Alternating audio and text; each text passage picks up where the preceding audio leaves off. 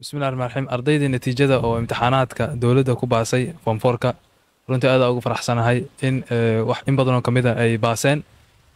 kuwii ku dhacayna waxa rajeynaa insha Allah inay ku laabtaan sanadka dambe oo ayagoo aan niyad jabin inay diyaar garoobaan si imtixaanka marka ay ugu baasaan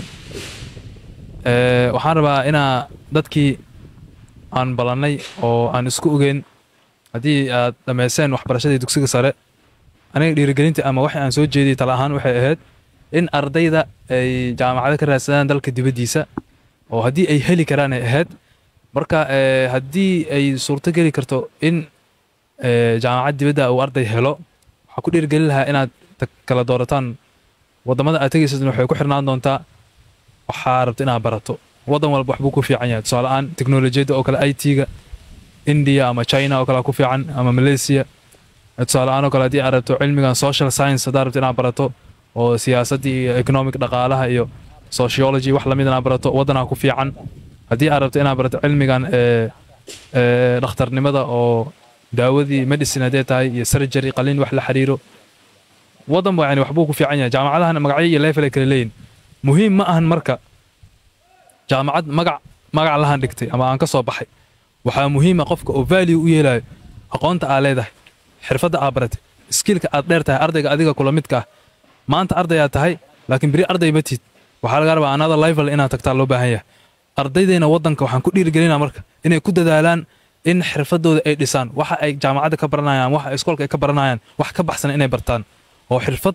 qofkaas la dhihi karo maanta intaas oo xirfad ay qofkaas yaqaana markaas midii kugu haboon ama midii aad ka bixi karto oo aqoonteeda aad leedahay iyo dadaalkeeda iyo kartideeda ayaad qaadanaysaa si ardayda adduunka oo internationalka ah oo la tartami karto midda kale faa'iido ayaa ku jirta in ardayga uu jaamacad dibadda wax ka soo barto sababtoo ah waxa idin sheegay oo waxa wax ka bedelaysa hab dhaqankaagii saa u fakari jirtay dadka kale horumarka ay gaareen arkaysa sida noloshooda ay u xalinayaan u maareynayaan problemada iyo dhibaatooyinka si isaga xalinayaan si ay macnaha qiimo u siinayaan in wadankooda ay sustainable inay macna developmentiga ama horumarka wadankooda inay qayb ka sii ahaadaan si dhameystiran marka adigana marka wadankaaga ku soo laabato isbedelkaas ayaa saameyn kugu yeelanayo wadankaagii ayaana kula soo laabanaysaa aniga ma dhahayo ardayda iyo dhalinyarada wadanka ka taga oo halaga cararo no aniga soo jeedinteeda saas ma ahayn dadka si qaar ay si qalad ay fahmeen badana